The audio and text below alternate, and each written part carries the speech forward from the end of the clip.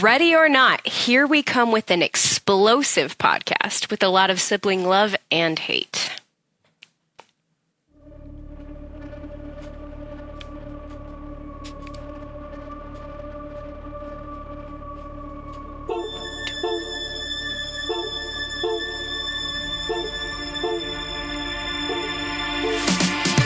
Is this a metal thing? Yes. Little taste. David, what is this? Pretty thick. Great. I have to kill a lot of people. Just tell me what you want me to fuck. I have big tits and a tiny vagina. Oil me up, Daddy. I can't believe that Bryce prefers big tits. Mistletoe alert. This is backcountry. This guy was a real jerk. How long can Hugo being pregnant? Chomp, chomp, chomp, chomp. Oh, you're such a dick, David. Okay, everybody, put on your corpse handling gloves. Ew. Hoodie Picasso. Horror. Hello, and welcome to Horror Movie Talk. I'm Mikayla, here with our hosts, Bryce Hansen and Max Allen. You can call yourself a host, Mikayla. Thanks. Yeah, everyone, just an announcement at the top of the episode. As you can see, Mikayla is hosting her first full-on episode as the mod or MC. So, yeah, we're going to officially announce Mikayla is going to be the new permanent co-host of Horror Movie Talk. I know I said I was going to go longer and do a lot more vetting, and it just seemed really obvious that Mikayla was a good fit and gelled really well with me and Max. And I didn't want it to take another 6 months to figure that out when it seemed so obvious. So I appreciate everyone that signed up to audition. We had a lot of great candidates. It was very close. But I think Mikayla has background and personality that are really kind of fill out the sausage fest that is Horror Movie Talk right now. Yeah, and it was a lot of fun meeting lots of the fans and getting to know them. And we're also considering, like, if you were a good fit, but we didn't choose you, like, we'll keep you on the back burner if there's ever an episode where, like, people can't make it and maybe we need a fill in for the day. So who knows? You could still be on again, but for now, this is the core three. Yeah, I mean, we've got that list of people that signed up, so, we'll reach out in the future if we ever want to have you back on. I know, there's a lot of great people. The one guy that we had on, Mitch, was great. It's just, unfortunately, we're not looking to fill that demographic right now. I'm sorry, Mitch. But yeah, keep in touch. The other thing is, if any of you that auditioned, or any of our listeners, in fact, want to start a podcast, I can help you out with that. Like, we can tell you what you need to know, and you can start your own thing. And Horror Movie Talk would definitely support our listeners in that. So it's not the end of the story for people that want to be a part of Horror Movie Talk podcasting.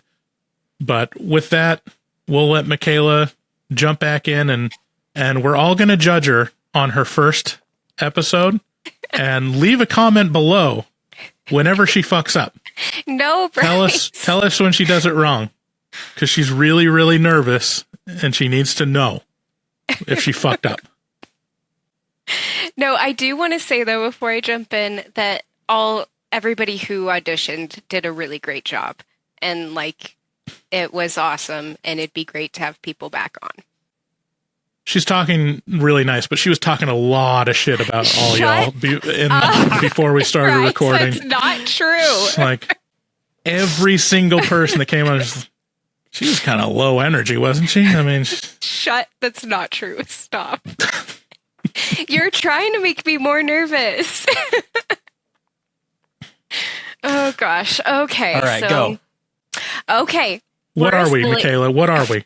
Fuck you, All right, Bryce. get started. Let's see it. What are we? Stop. Spit it out. What is this? We're a silly and opinionated horror movie review show. New releases always get priority, but review older horror movies, both good and horrible. Don't expect a full recap, but strap in for some hot takes as we dive into what we liked and hated about the movie. Make sure to rate and review. Check out horrormovietalk.com to find links to our socials, or call 682-253-4468 and leave us a voicemail. Hell yeah. That's exactly what we are. Today, we will be reviewing Ready or Not 2, Here I Come. We will start out by giving...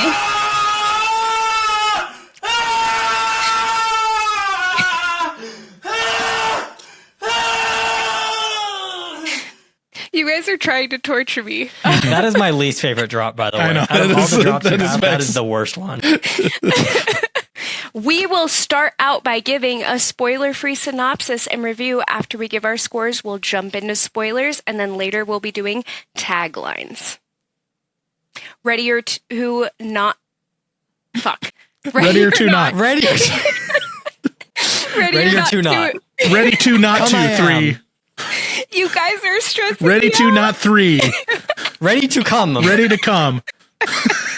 It's in theaters now. The drop really got me. Well, you spelled it C-U-M. I did because of you. Yeah, I did that in the text. Chat. Yes. Here I come. Oh, God. That's just so going great. haunting. It is. Ready or Not 2 is in theaters right now.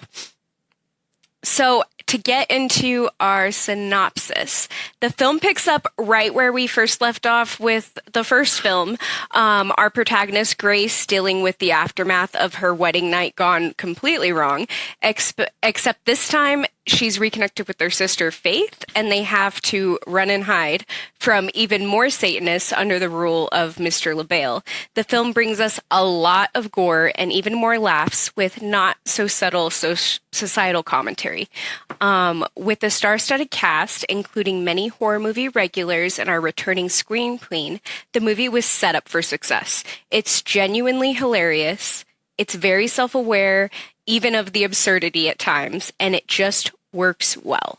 There are a few pitfalls that we'll get into when we talk about spoilers, but overall, it's such a great time to watch. It's really, really fun.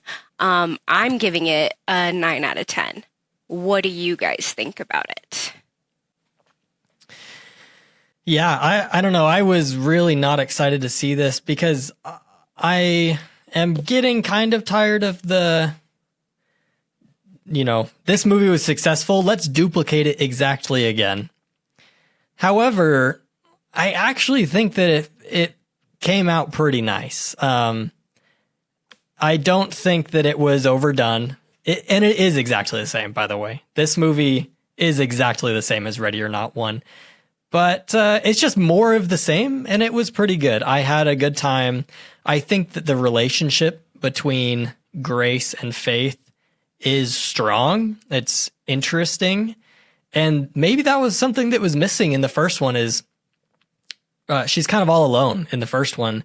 You don't get as much of what she's thinking. You don't get as much of her backstory. You kind of just get the here and now nitty gritty of how do I survive. In this one, it's a little bit more looking into who Grace is as a person, what her life has been like, and her relationships. And I think it worked out pretty well. I did have a good time watching this, and I was surprised by that. So I'm going to give it a 7 out of 10.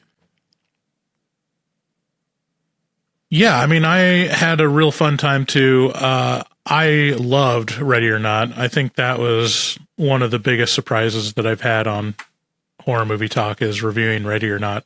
How much fun and how great that movie was. I gave it a 10 out of 10 when it came out. And this movie duplicates the tone and the fun of the first one. It's basically an extension of Ready or Not. It really doesn't take any time getting started with the hunting, with the human prey, Grace element of it. And it adds the element of her sister and kind of widens the scope of it to making it like an international organization and not just a family that she married into, which is a pretty typical sequel template of, I always kind of make fun of it, like the thing where it's like a superhero movie, it'll be Spider-Man 1 and then Spider-Man 2, we need 2 villains. Actually, that's not true with Spider-Man, but with like superhero movies where it's like the sequel, we'll make it twice as interesting with 2 villains. And then with the third one, there'll be 3 villains. And it's so dependable. And then it gets like so it spins out of control with it. So like in this, it's like literally like, now there's 2 people being chased because there's a 2 in the title. Like, aren't you excited? And it's a little bit of that. It's kind of a catch-22 of what to do with sequels, because you have to give people what they liked about the first one, but you have to make it better. And the way most studios do that is increase the scope, increase the amount of characters, or increase the stakes somehow. And I think it did really well in this. I will say my one criticism of it is Catherine Newton, although I like her, cannot stand toe-to-toe with Samara Weaving. Like, that's true. Not the same, because Samara they're both really great. brings it. She's doing a lot, and Catherine Newton is kind of plain-faced. She's kind of got iPhone face as an opposite of Samara, and it's a little distracting. It's just not. She's not able to stand toe to toe with her. So there's some stuff. Weaving just killed it though. She's so good.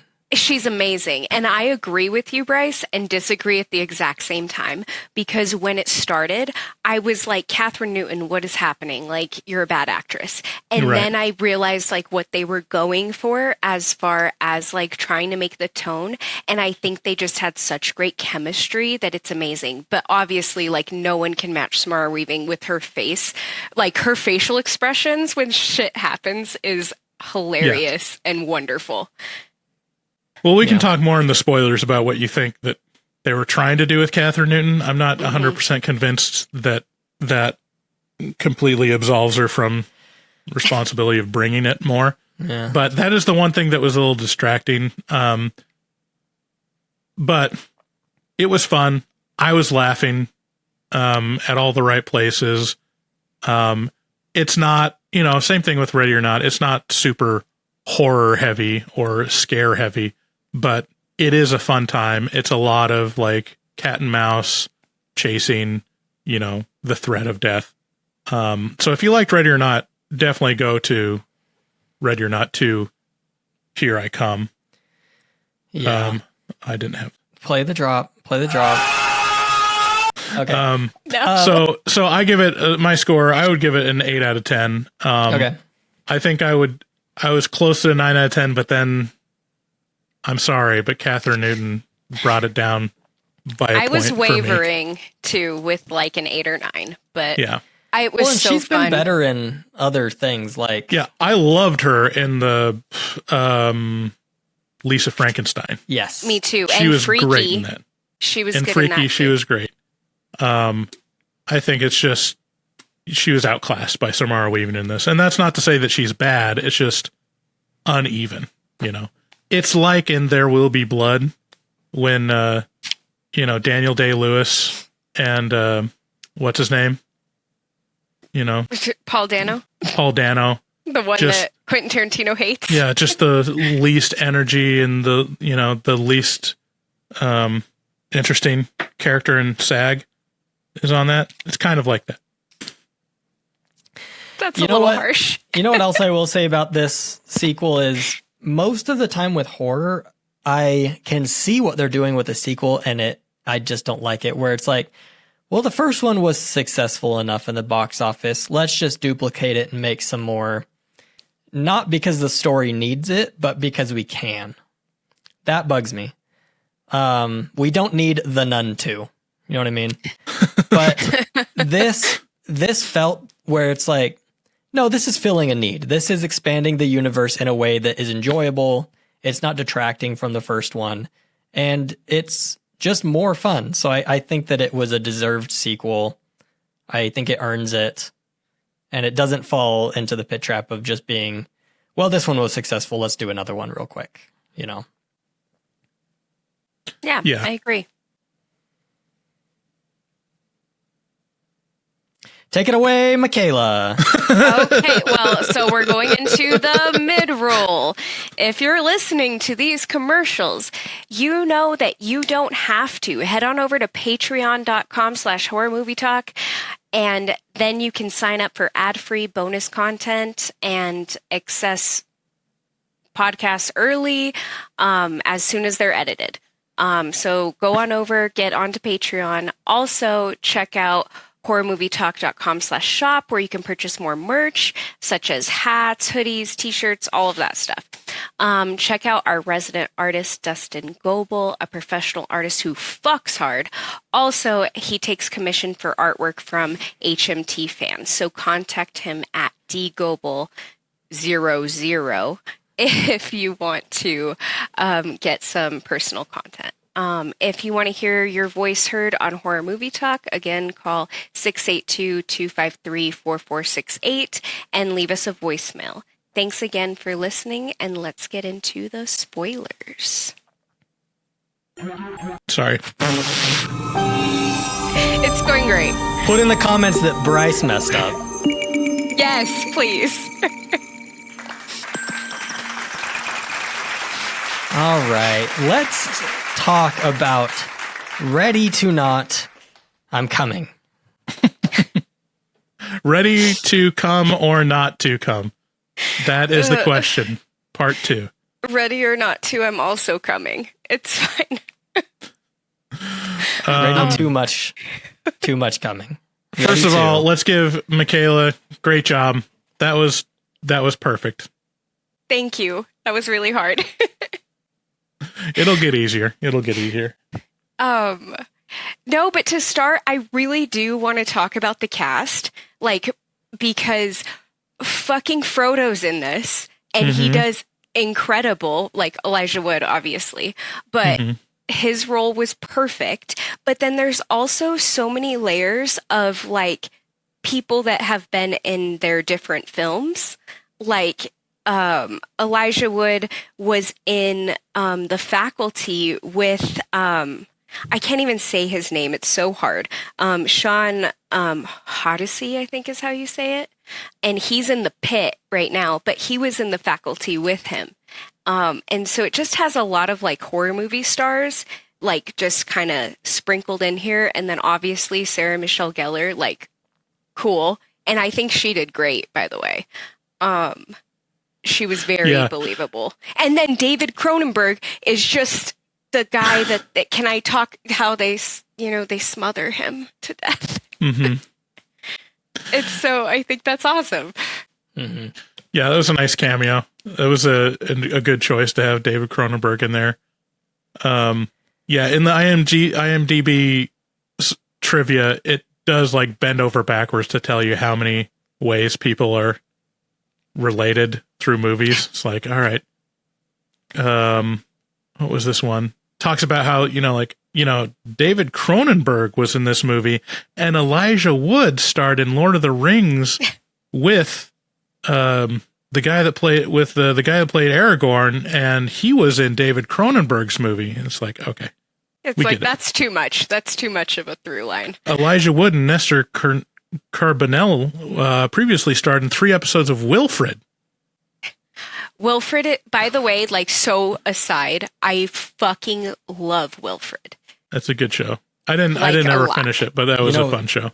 Speaking of Wilfred, when I was a kid, I was actually kind of horrified by the trailers of Wilfred, because a man in a dog costume following a dude around, for some reason, is revolting to my core. There's something deep inside me that is not okay with, and this is the judgmental part of me coming out, people dressing up as animals and living their lives. I don't know. You're anti-furries, apparently. It bugs me somewhere deep down, and I don't know how to get rid of that judgment. But I think there's a part of it where, the part that I'm uncomfortable with is if I see someone with a tail out in public, like, I don't like the fact that I have to ask myself, is that on a belt or is that a butt plug? Like, I don't. It's like, probably not typically Neither. a butt plug, but I mean, Oh, Lord. well, listen. But I watched. Okay, and this is a little behind the scenes. I watched Good Boy, but I watched the wrong I Good Boy. loved. Oh, fuck. I Wait, did you accidentally- watch Good Boy, like the one that's in another language? Yes. Okay, I love that one. It's amazing. It Okay. I love it. Right. So that one starts. This is so off topic. That one has a man in a dog costume who pretends to be a dog the whole time. And the beginning, like immediate, I just felt sick. It was just wrong. I did not like it. But the movie was actually pretty good. Like it ended up It was being a very really good enjoyable. But yeah, movie. something about dudes specifically in dog costumes is a hard pill for me to swallow. Unsettling.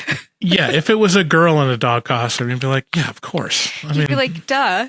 She has that is tits what I'm still. into. It's still creepy to me, but a dude hanging out in your house is like that's like homeless man in your attic type fear. Yeah. For me. Well, what would be more disturbing is a guy in a cat costume. That would be not something I'd want to see. Oh, God. So, to redirect. Man in a gecko suit. Oh, gosh. Okay, so we do have to talk about the fact that this is a Satanist thing, and their names are Grace and Faith. And and I don't know if I love that or hate that. What do you guys think about that? I mean, it's fine. It makes sense. That's something that would happen. I was just wondering, does this cabal of elite Satanists know about the other cabal of elite Satanists who run the NFL? Right. Or is it the same one? I think Or it's is it the implied same there's the one? same one. You think? Or does that group only have control over sports? And like that's their thing is like, no, we don't control the wars. We control Right. sports. Well, okay. That would be great so- if there was competing Satanist cabals that like as there's different sects of Christian churches, it's like, no, this is the Church of Satan. This is the first Church of Satan. And this one is the Church of Satan Reformation, of 1820. And I this feel is like it's separate. right. Because, okay, so it's totally separate because Mr. These Satanists LaBelle, baptized by immersion in blood, whereas these Satanists do a star of blood on the forehead as baptism. Lord. And the No. Satanists in Psycho Killer are like the shakers. There's Right. not very many of them. You meet them and Pentecostal they're actually Satanists. pretty nice guys. Well, But- they're saying that Mr. LaBelle is the devil, but that's an anagram for like Belial, which is a demon and a fallen angel. So it's like they're definitely separate sects. It's like there's a certain Satanist here, certain Satanist here, for sure. Dude, we talked about some demon lore last time, but do you want more demon lore? What's the Yes. update with demon lore? You So- gonna tell us about Belial? No, I'm going to tell you about Satan. Satan is a title. It is not a name, Ooh. which is troubling for people who believe in a literal devil. Because nowhere in the Old Testament or New Testament does it talk about a person named Satan. It talks about the accuser or what's the word for getting in your way? Anyways, The it is adversary? adversary. It is a ancient role of the High Council of Deity, which is actually kind of a good guy who works for God to get in your way and see if you'll pass the test. And it's used to talk about lots of different people and things. Are you saying that the devil is literally the devil's advocate for God? Right. The devil is the advocate Who would have thought? of himself? Yeah. So that's just a little fun tidbit is nowhere in the Bible does it talk about a literal person named Satan. Satan is like that's your you're the Satan. You are the accuser. Interesting. Okay. There should be more. There should be more films about demons fighting each other. Like, I mean, if you're going to be in hell, miserable, like, there's going to be a lot of infighting, right? Like, it seems like there'd be a lot of like, well, like Little Nicky, where they're fighting the whole time, right? Trying to get. I guess that's right. I mean, Little Nicky did that. Maybe that's what it is. One more thing that's interesting, and then we can move on. The Bible never says that the serpent in the garden was Satan. It also never says that the dragon in Revelations is Satan. Those are just connections we've made all on our own. So it's literally just some snake and just some dragon? As far as we know, yeah. Okay. All right. Good to know. All right. This is Right. this is a nice dimension of Max that I want to explore further on the podcast, which is deep conspiracy religious theory. Afterpod This is not- territory. Everything I just shared with you is not conspiracy. This is what It's not conspiracy, but it's very, very obscure theological. I mean, this is like theologians debating on YouTube kind of stuff. Well, this would be biblical scholarship. Theologians would say, no, he is Right. the devil because that's what my church, that's the dogma that I'm assigning to it. Right. Okay. Yeah. Biblical scholars. Deep niche biblical scholarship. Which I don't always agree with the truthfulness of biblical scholarship, but I do think they do a good job of telling us what people actually thought and believed. Yeah. So I can disagree with it and still think it's cool and interesting and probably factually correct. Mm-hmm. Okay. Moving on. Big tangent.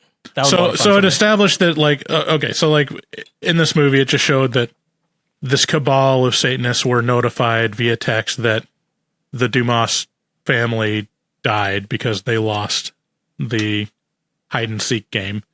And so it's basically saying there's this larger organization and all of a sudden the ball is in play for getting the chairman seat in the organization. And like, why do you want it? That's kind of my question. Because if you still get the powers, why do you want the seat? Well, because More it's power. implied that he is the main person in control of the world. But you still have money, and all the Nepo babies in this didn't care. They were just happy they had money. Well, yeah, I mean, you get money and some power. I mean, you get a vote, I'm sure. Mm-hmm. But I mean, would you want to be on the board or would you want to be the chairman of the board? Mhm. And there's something to be said I of being mean, the chairman. The chairman original, like the old guy who dies in the beginning. This scene took me out a little bit. This was a little cheesy to me when he's sitting there watching the news and he pulls up a phone and he says, "Approve the ceasefire." And immediately the screen says ceasefire approved on the news. I was just like, okay, that might be a little simplistic Well, of how and it then would work. we can revisit this if we need to, but I have to talk about this. Homie from the Pit, I think, was the absolute worst part of this show, and I hate saying that because I love him in the Pit, but he's the twin brother, and his character was really chaotic, and it really threw me off. Yeah, it was one of these things where it was very much tell, don't show of like, actually, he's chaotic and evil. It's like, but the first thing we see of him is he's hesitant to kill his father and is Exactly. portrayed as kind of a pussy by his father, like slapping him around. But in the end, he's a psychopath. Then he's He gonna comes like out of his brutally beat homegirl to death. Like comes out of his shell. No, it really is a coming of age story for this 40-year-old man because he's like, he starts off like, "No, Papa, I can't kill you," and by the end he's like slapping his sister around and being like, "You're done." He snaps his sister's neck. Snaps her neck. No, that like okay. So that is literally probably the reason why I gave this a 9 instead of a 10. Is his character and the way that dynamic worked, and also okay. I could be wrong here, but do you think they were fucking the twins? It feels like they were fucking. I mean, isn't that the question we all ask? I don't ourselves know if about there's twins? any evidence in the movie, but I'm sure if you went to certain websites, you can find role I plays. see if you. I think if you see any twins, whether they're opposite sex or same sex, you're asking that question. Everyone's asking that question. They're Because just so connected. That's like when that show about the Menendez brothers came out, and everyone's like, "Are they? well, I mean, Are okay, they having sex?" let's be honest for a minute. They're so close that they've made their own language. Like that's a thing with twins, that they have their own language that they speak. But it's too far to think they maybe diddled each other a little bit. Like, come on. We're going down a controversial road here. I mean, you know, if you had friends when you were kids, like there's a little bit of a natural development that's like, Curiosity. you know, playing doctor. Curiosity, you play doctor, like you kind of. Let's be careful. Let's be careful here. I don't want to expose too much, but I mean, it seems natural that you do that with friends, and you know, if you are around the one person.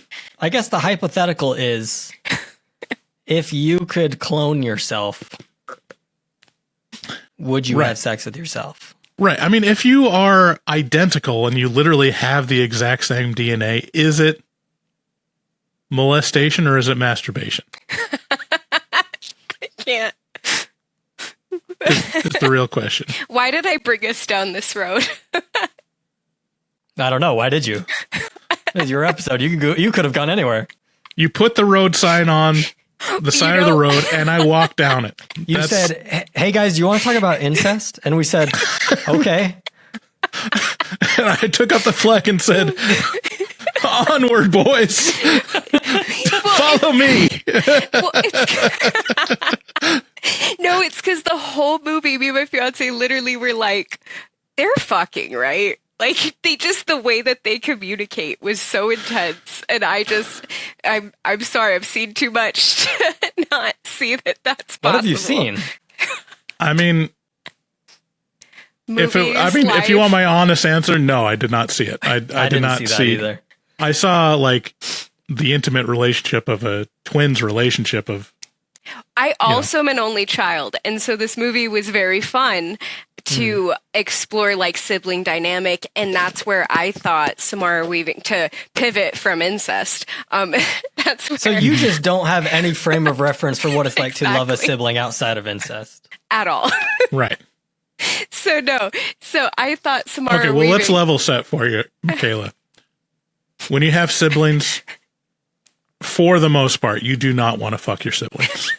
That's supposed to It's be not something that really ingrained. enters your mind. Like, it's not something that's cool But or if you're normal. a Satan worshiper, Do you guys come I from mean- kissing families? I don't know what that I mean, up to a means. point, That's horrifying. I mean, when I was a kid, I'd kiss. Yeah, well, this always shocks my friends when I tell them about this, but like, as a little kid, I would kiss both my mom and dad goodnight on the lips. Yeah. Yeah. And growing up, like, I became older and I stopped kissing my dad, but I still kissed my mom on the lips. Yeah. On Until the I was lips. Yeah, like till into teenagehood, I would still do that. Yeah. I mean, like, as a little kid, my parents would kiss me, but not on the lips. And also, like, just fun fact, with babies, Even as you're a not little kid, supposed they to... wouldn't. Well, no, they would kiss me, like, as a little kid, but not on the lips. And you're not supposed to kiss, like, babies on the lips because adults have more bacteria and weird stuff in their mouth than babies, and it exposes them to all kinds of stuff. But My daughter's 2. I kiss her on the lips every day. Mm-hmm. Is that odd for some families? I mean, maybe for some, not for mine. I mean, I probably have the same experience as you, Max, where it's like, yeah, I kissed my dad and my mom goodnight on the lips when I was a little kid. And then it gets probably around late elementary school and early middle school. It's like, feels weird to kiss my dad on the lips now. Like it's Yeah, like my dad Kiss him will on- kiss me on the head or something, like now even when he gives me a hug because he's way taller than me, and that's normal. But Yeah, it's on one the of those lips things- is weird because I'm 30. yeah, I can't take it. I don't know when it changed, but like I mean, I don't kiss my mom now on the lips. You Right. Me neither. know, kiss her on the cheek or whatever. But like, yeah, I think if you see two fully grown adults kissing on the lips, yeah, that is a little. I don't judge it. Like, I think like that's kind of admirable that you have that much intimacy in your family and show your love that way. But it's Valid. like, it's just it's a culture thing, you know. Like I'm sure. It's Well, like and- when people in and- Europe kiss each other on the cheek to say hello. It's like you're not as an American. You're like that's weird, but it's not. I mean, you look at it and you're like that's also kind of cool that you can. Yeah, like friends do that in a lot Yeah. of Latin American countries. Even it's like, oh, kiss on the cheek. That's normal to greet someone. Yeah. So I think it's actually really nice. I wish that was like a thing that Americans did, but it's like so foreign to us that it feels weird. But I feel like that's the problem. We're weird for thinking it's weird to give your friend a little peck on the cheek, you know? Well, exactly. That's the whole thing. So, like, it's kind of goes back to like nudist beaches and stuff, and how Americans feel so weird about like little kids being naked on the beach. And it's kind of like, well, why are you feeling weird about that? Whoa, hold on. No, well, I think I'll draw the line at nudist family beaches. No, they're like all over the world. No, I'll draw the Okay. line there. I say no nudist family beaches. I'm not saying I agree or disagree with it, but people explain how like it's kind of weird that people feel uncomfortable with seeing like a naked child. Like that means you have a problem. I will say, like, it will break my heart the day I realize my daughter's too old for me to kiss her on the lips because she's so Aw. sweet. That's adorable. So I couldn't imagine feeling like that's weird, but I know there will come a time where I'm like, maybe she's too old for that. Then you just give her a kiss on the cheek and you hug her. It'll be great. Yeah. It's going to be just fine. Oh God, we have not talked about this movie at all, and I loved this movie so fucking much. I was so excited to talk about it. So we've got the introduction of the Satanists, and we got so Faith comes on the scene as like the emergency contact in the hospital. They take Grace to the hospital right after the opening, and then they immediately get attacked by what's his name? Oh, he's the best. Elon Musk? The cokehead. Kevin Durant. Yeah. No, he is such a good character actor, and he was a cokehead, and it was great, and he would have been so awesome to have in the movie longer. Like, Yeah. he just freaking throws the knife in homie's neck, and they're like, what the fuck? And they freak out, and she's like, I have to put on the dress. I don't have time for new clothes. Bitch, let's go. Like, we gotta go. That was another choice to me where I was like, okay, obviously the director just wanted to have that imagery again. It's like, there are ways to get clothes quickly, I think. Right.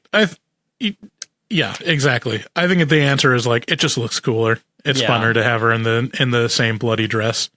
Because I remember seeing in the trailer, is like, oh, it really is right after because she's still in that dress, and then she goes to the hospital and she's in the hospital again. And you're like, oh, well, how are they going to do that? But yeah, so they immediately get attacked by Kevin Durant with knives, and then they're found by Frodo, and he injects them with a thing to make them go to sleep. And then there's this big exposition scene where they explain the rules of the game at this point, which is basically that David Cronenberg, he was the chairman of the board, and once a family loses a seat, then it's up for grabs. The chairman of the board, or this ring of power. Just like Lord of the Rings. Just I'm like sorry, Lord of the Rings.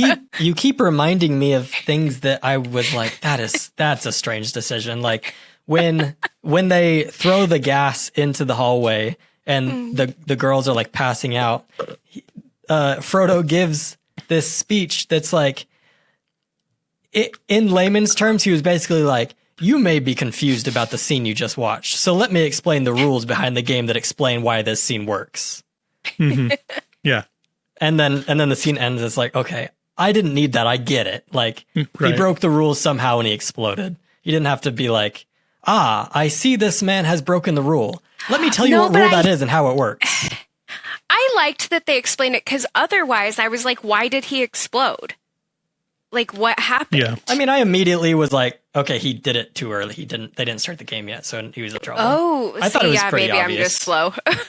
Yeah, I didn't make that connection. I thought it was fine exposition, but so we have the scene where it explains that, like, okay, so these other families across the world are trying to vie for this chairman of the board seat, and also Samara Weaving has a chance at doing it.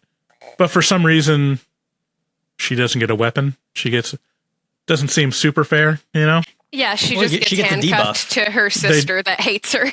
Yeah, and they just basically say, we're going to extend the hide and seek game that you played in the last movie. Except, okay, so one thing too, continuity wise, like, they throw him in the middle of a fucking golf course. Like, that doesn't really give you anywhere to hide. Like, It is very unfair, but I think they don't care. Like, they're right. In their You're saying mind, it's surprising that the Satanist cabal is unfair? no, I was just like, really? And then they're just there, passed out, like, in the middle of the golf course. And I'm like, But also, eventually they make it to, like, a building. And that building was so big, I was like, honestly, just pick a hiding spot. I don't think they'll find you. I don't think they will. Hide. Okay, so about the building, I was kind of confused about the landscape of everything. But remember, so homie from the pit, he kept saying, get the fuck out with Sarah Michelle Gellar about, like, all the people in the hotel. It was the hotel, obviously, right? Like, the basement of the hotel. And then that's where they melt homie's face off, which is really fun. And then they get to fight. Like, okay. Their relationship, I think, was so well done. So now this is time, Bryce, for you to tell me why you don't think that she did a good job. Because I think their relationship showed really well. I think it was fine. I think the script, like, established the relationship fine enough. I just think the acting, the level of acting between those two just was not equal. Like, it felt like, the difference between an adult actor and a child actor. Not. That's severe? That's pretty severe, but it just, Catherine Newton just was not bringing the level of detail to her reactions and to, like. I mean, look at this picture behind me. Cavalier. Look at this picture behind me. Like, they are both reacting to the same thing in this shot. Right, exactly. That's what I'm saying. And, like, there's a lot of shots of Catherine Newton, like, walking down. So, like, when Samara Weaving is in a scene alone, you feel like she just got through an entire 24 hours of fighting for her life and trauma and, like, injury added onto another night of trauma and injury and, like, bleeding to death, like, when she's alone. And then when you see Catherine Newton after she's been beat up and is running for her life, her face is like, No, okay. So I actually have look behind Max. Yes. What is her face doing? I actually have so much to say about this. I don't even know where to start. Because I hated it at first, grew to like it, because I think it's a portrayal of the trauma that they've been through, where it's like, oh, fuck, this is just another thing, because they express, like, being in foster care, having the separation, having all that. And I think it's trying to really strictly draw the line between, like, the poor and the rich and different lifestyles and just handling it. But you're so right, though, like, because my dad said the same thing. He was like, I know you kind of like that, but that was kind of where it fell flat for me, was her acting. And, like, Samara is just amazing. Like, she is the scream queen. Like, her facial expressions are just incredible. And I love that she gets to scream her, like, yodeling scream several times in this movie. Oh my God, though. The one that's supposed to be the ex of Alex, of her husband, her scream made me want to kill myself. Like, it was horrible. And she would scream so loud at the top of her lungs. I honestly wanted to do a game where, like, how many screams were there? Because it was insane. Yeah. I stepped out briefly to refill my large lemonade icy. So I think the scene that I stepped out of was explaining the fact that they're in foster care. I didn't get that. So thing. That's what I was going to ask is, does the first one explain they're in foster care? I don't remember. Because it kind of does. It explains that she doesn't have any family, and I'm pretty sure she says that she wanted her sister to be there or something like that.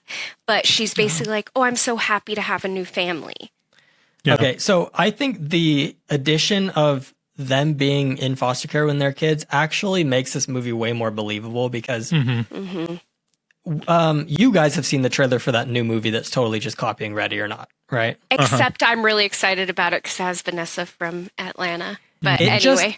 It looks like they're taking this premise, but with way less care. And they show her like beating up her attackers, and it explains that, oh, I went to prison.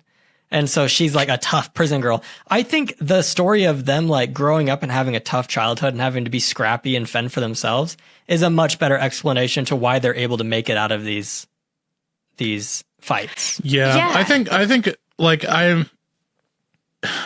it kind of fell flat for me, like the relationship, because I don't think it gave enough of the backstory, or I missed whatever backstory it did when I got my refill. But like, it's hard to tell of like, did they grow up in a loving family? Did they have a good relationship? And then they suffered this trauma, and then they had a falling out. And like, that's the sense that I got. Or was it always like they're fending for themselves and always like... Well, I think it explains it like they bounced around from home to home. Maybe some of those homes were pretty bad. They eventually landed in a good foster home when Grace turned 18 and left. And she justified leaving her sister and not becoming her guardian as like, well, we were finally in a good home. I didn't want to mess that up for her. Okay, I didn't hear that part. For Faith, she was like, it doesn't matter if I was finally in a good home. Like, I wanted to be with you. Yeah.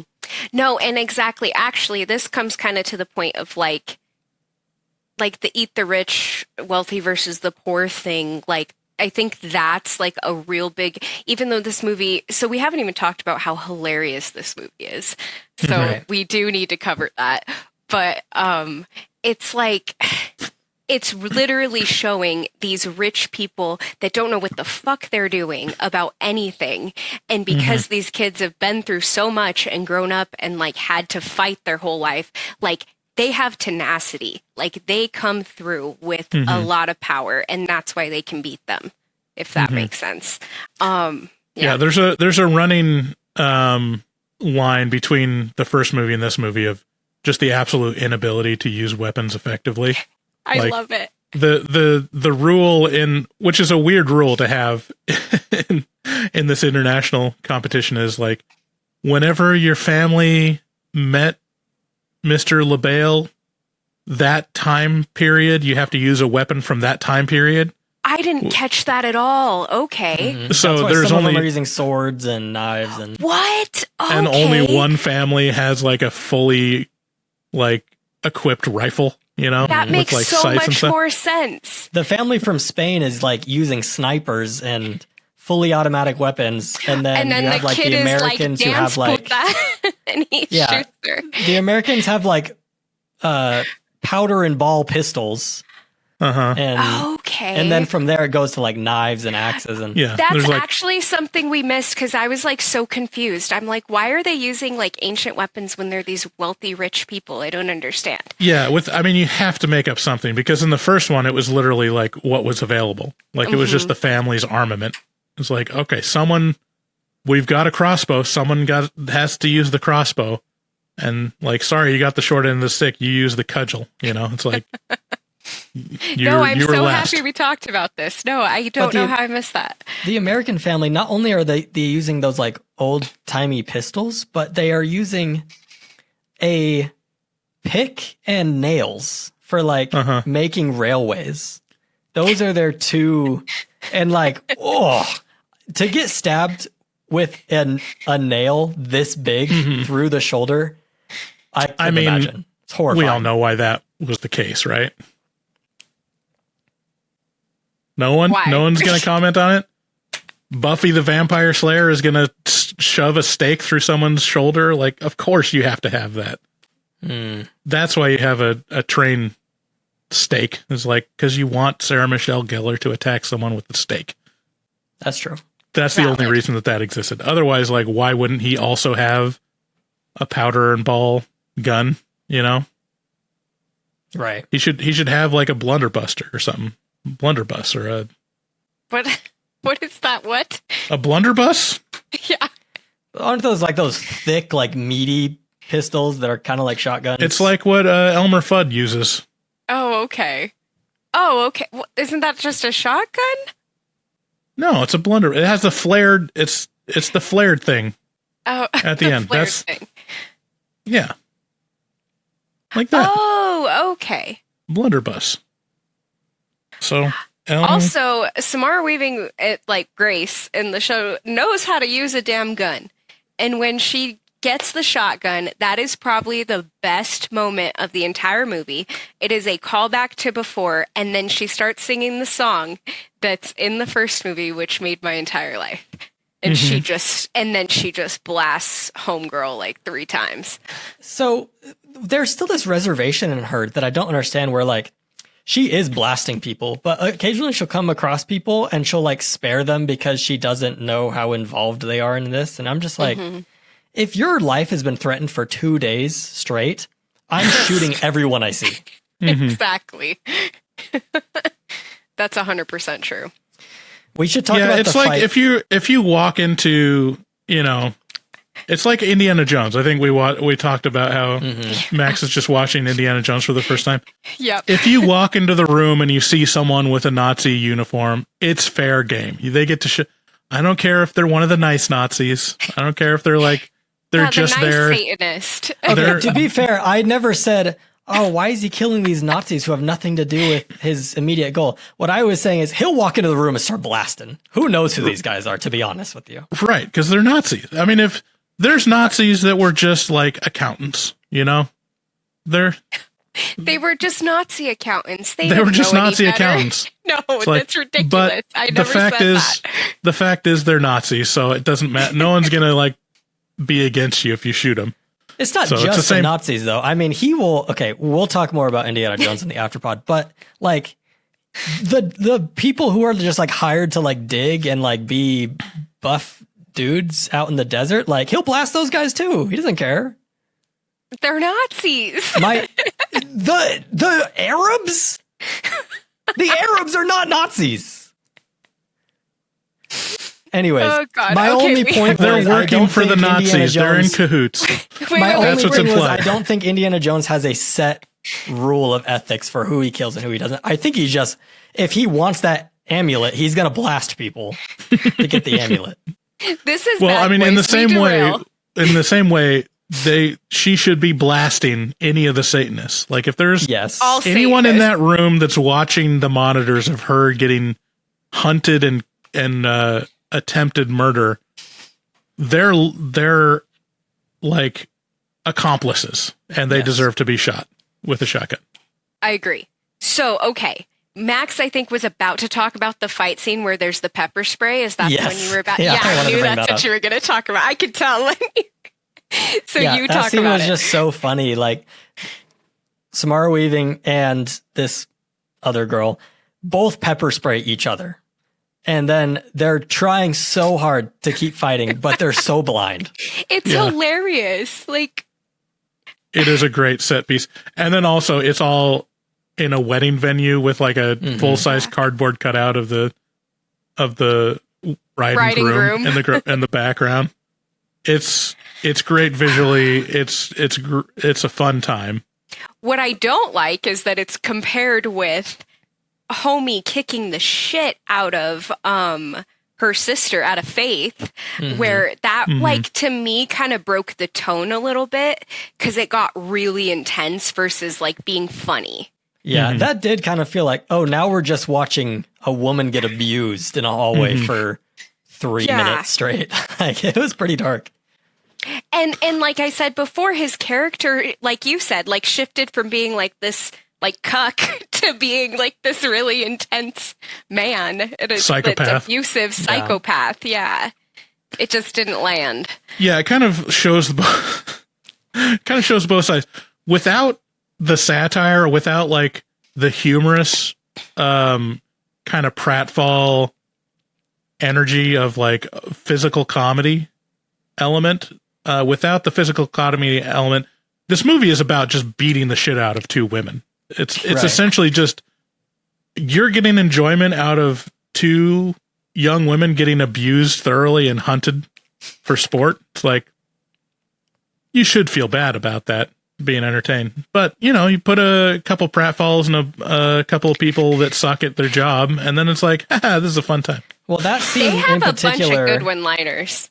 Yeah, that scene in particular is just an odd feeling that you can't help but chuckle at, because you'll watch her sister just get kicked in the stomach 5 times, just screaming. And all of a sudden it cuts to Samara Weaving just like punching the air because she can't see, and like she's like 6 feet away from her target. Maybe and it's funny. That was their point. Maybe that's what they were trying to break it up like that to make it funny. But yeah, that was a lot. And then, okay, because that's right, because he's beating the fuck out of her and asking her specifically, where is your sister? Like, and she's like, she is not. It's the Indiana Jones moment. Like, she's not here. She is probably miles away from here. You'll never catch her. And then it cuts to hard cut her blindly swinging at the air, just probably literally 2 doors over. Also, the music hall is like blasting music. You'd think they'd be like, it's so funny. Maybe she's in there, right? No, okay, so I do have to say, because I do want to return to the comedy aspect of, like, this literally was so funny to me. It, like, I was laughing out loud in the theater watching this. Yeah. Like, the way they communicated, everything that happens, people not knowing how to use weapons, like, it's hilarious. And that scene is, like, a really good example. That's why I felt like him beating the shit out of her was kind of a break of tone. And he literally, but I think it brings it back to the concept of like the rich versus the poor and who runs the world, because he literally told her, you are nothing. And that was intense. And also you have to establish, like, the thing of like establishing him as a psychopath is it gives stakes for the ending of like, okay, you're going to have to marry this guy to get out of this situation, and really laying the foundation of like, this is a bad thing. Whereas like, if it was still like he was kind of a pussy and he was kind of picked on by his family, and then you're like, well, how about I just marry you to end this situation? Then it's like, oh, well, that seems like a good idea. I'm like, yeah. So it kind of has to lay that. I have to say my favorite set piece that we haven't talked about, which is probably like what kind of sets the tone that sets this apart from other kind of horror comedies or whatever. And there is a lot of similar kind of situations in the first movie, was the Chinese woman. I think Chinese was Chinese, right? Mm-hmm. So the Chinese woman comes to them and says like, hey, I've got a situation. Like, if you marry my son, like, there's a loophole that we can end this. And then the payoff of Samara Weaving using her hand with the samurai sword to stab the Spanish guy in the neck and kill him, which accomplishes, number one, killing the Spanish guy, but also having the Chinese lady break a rule by inadvertently killing another contestant. So they both explode, which is like, that's what these movies are like. And it's not easy to construct that situation where it's like the ineptitude combined with the resourcefulness of Samara Weaving and seeing them clash and like, you know, create this chemical situation where, you know, they both explode. It's a fun time. So that's, well, no, that's a good point though, because also like the ineptitude of them in the way that they can't use fucking weapons to save their life, is because of their privilege. That's again pointing to that like privilege versus not having privilege. They haven't had to do this for like over 50 years. Is what they're saying. So like they're not even ready. Just like how Homie, and they're from London actually, but how he was like, hey, have my wife take it. I don't want none of this, you know? Like I was insane. confused why she didn't die. Isn't she breaking a rule by not playing? I think she probably did die. They just didn't show it. We were talking about that actually, how like that would have been such a good like end credit scene of her just like randomly exploding in front of a bunch of people. Like that would have been really cool. Well, I mean, that leaves it open for Ready or Not 3, really, is that there's one person that got away. True. Also, give Grace a fucking cigarette. Can she just have a cigarette? And she finally got it at the end, but I was like, oh my God, this poor woman keeps trying to get a cigarette and no one will give it to her after days of just torture. Yeah.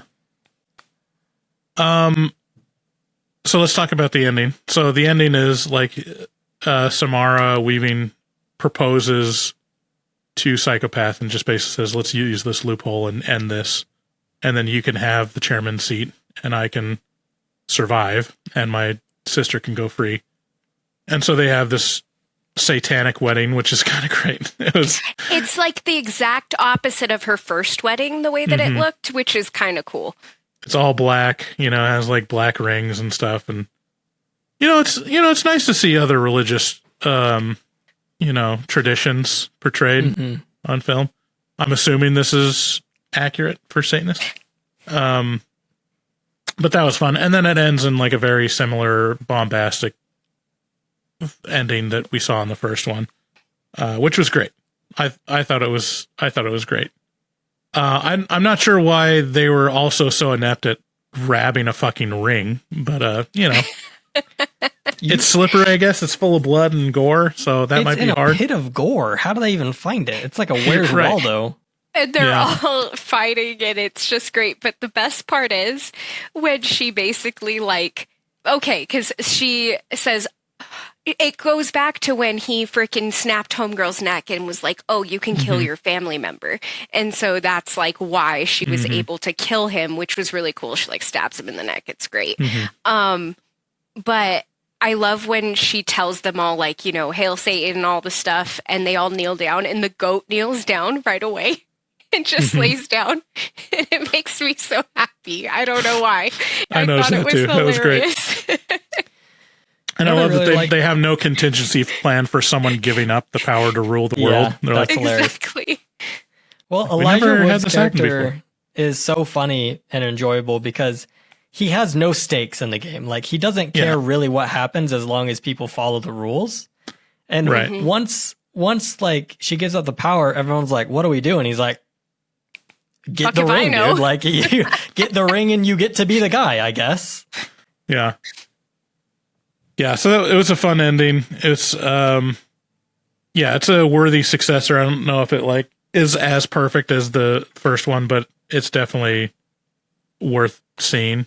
I will say, especially after we talked about the Last Crusade and stuff, in terms of what they could have done instead of the sister, I was thinking to myself, what if they had the estranged mother?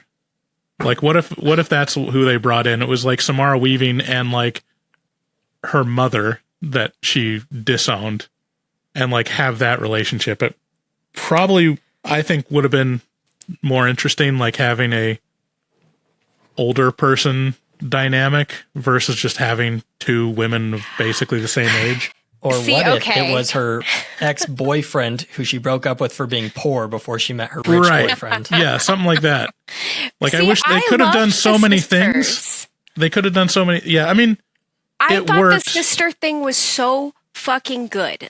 Their dynamic, they were funny, they were mean as hell to each other, but loved each other at the same time, which I think is a sibling dynamic, even though I'm an only child. But I just really liked that dynamic, and I thought it flowed well. but I know you hate Catherine Newton. I don't hate Catherine Newton. I just think she was outclassed. I think she's great in other things. I she's think, great in this too. She's just Samara Weaving is better. That's just the truth. Well, but I'm it's thinking just like Samara how they Weaving's amazing. It's like, how do you compare? Yeah, I mean, how they treated Catherine Newton's character was literally like, it was literally like a ball and chain. Like she was there to be a burden to Grace. And it would have been like, you know, it's more of a burden, you know, someone in their 50s or 60s that doesn't know what's going on and is less capable of defending themselves. You know why that could have been interesting. They made the choice that they made is because this movie's supposed to be funny. And I think if you brought in her mom or somebody like that, it would be less funny with like their dynamic. But I don't know. What if you brought in like, well, she's too old for this, but like Goldie Hawn, like a Goldie Hawn type, where it was like a fun. You're going to make me mention actor, Skeleton Key again until we do it. Because Goldie Hawn's daughter's in Skeleton Key. Sorry, I can't control myself. But no, that Goldie would be Hawn's fun. daughter is in Skeleton Key, and she's married to the guy from Lord of the Rings, and that guy was on set for one day with Elijah Wood. Exactly. Yeah, I mean, I think there could have been other interesting ways to. Yeah, I don't know. I'm just ragging on poor Catherine Newton. Like, again, I like her, but not in this. Like, it just wasn't. I didn't feel the chemistry there between those actresses. So that's unfortunate, but it was a fun time. Overall, it was great. You're like, overall, it was great. Sorry for ragging on it, but it was awesome. Yeah. I'm just thinking of ways it could have been, like the things that I think didn't work, like how it could have been made better. And I think having a different dynamic, having like an older person in that would have been fun. You know? That would have been interesting. All right. Well, is that kind of our takes for now? What do you guys think as far as recommendations? Go see it. Go see it in the theater. I thought it was great. More of these movies, please. Yeah, I'm pretty much, as long as you don't care about an insane amount of cursing and blood, go watch it. Mm-hmm. Oh, shit. Taglines. Yeah. Did you do your taglines?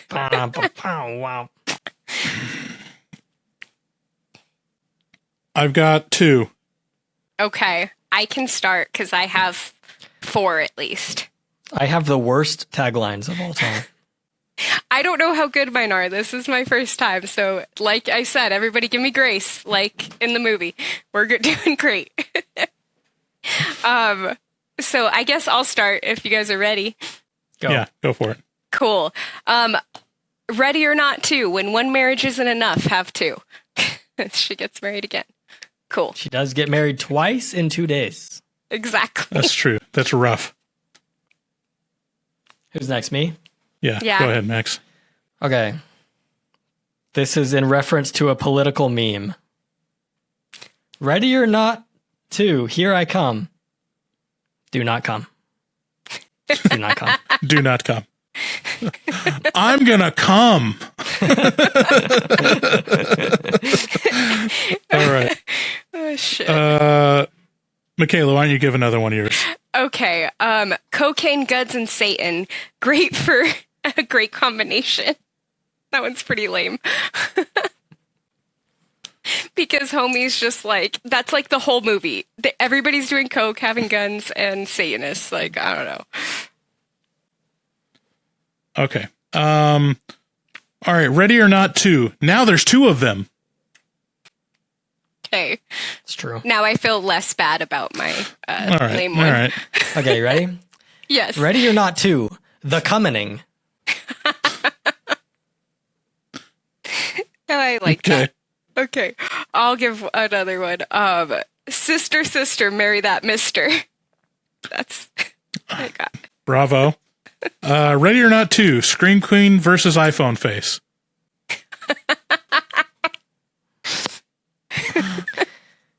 Ready or Not 2, paving the way for Ready or Not 3, Ollie Ollie Oxenfree. I think that's a good ending point, honestly. That's pretty good. All right. That's Ready to Not. Ready to Not To.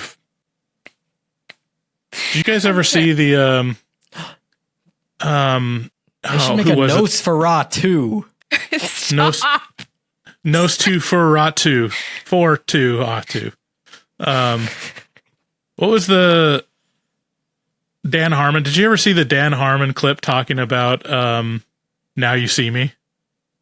Mm-mm. Because he talks about Now You See Me Too. Mm-hmm. And he was like, first of all, he was shitting on Now You See Me. It is one of the worst movies. I hate that movie so much. The first one or the second one, or both? I never saw the second one. I saw the first one, and I was like, this is so goddamn dumb. Like, it's just like, I picture, I don't know. You know, when you have the least charitable view of the average movie-going audience, where it's just like a bunch of dullards in a theater, like clapping loudly at a movie, this is the type of movie that would work for them. It was so dumb. But like, I remember there's this clip of Dan Harmon talking about Now You See Me Too. And he's like, you've got a movie that the title is Now You See, it's a phrase. It's half of a phrase. Now You See Me. What should the sequel be? Now You Don't. That's hilarious. It's so true. Now you see me, now you don't, not now you see me too. And then the third one, they say, now you see me, now you don't. It's like, God damn it. It's like, it's right there. Now you see me also. It shows the again. It shows the ineptitude of Hollywood of just like, all right, we don't. Now you see me too. What's that Arrested Development joke? The guy who's like, I'm here, I'm queer, and now I'm over here, and he disappears and he's like in a different spot because he's a gay magician. I don't remember that one. I don't remember it either. That? No. His whole gimmick is he's a gay magician, so he's like, I'm here, I'm queer, whoosh, and now I'm over here, and he's like in the back of the audience. Well, no, gosh, no, I can't even. We're going to get on a tangent. There's so many like recurring jokes in Arrested Development that are top quality. All right. Well, that's the show, right? Are we done? I feel like we pretty much covered it, unless you guys have any final thoughts, but. Okay, Mikayla, now this is when you say thanks for joining us. Goodbye. Thanks for joining us, guys. Have a great rest of your day, whatever. Enjoy the show. Bye-bye, everyone. Bye. Bye-bye. Good day, sir. Good day, sir. You lose. You get nothing. Is that a raincoat? Yes, it is. Just took a stroll through the scraggly woods.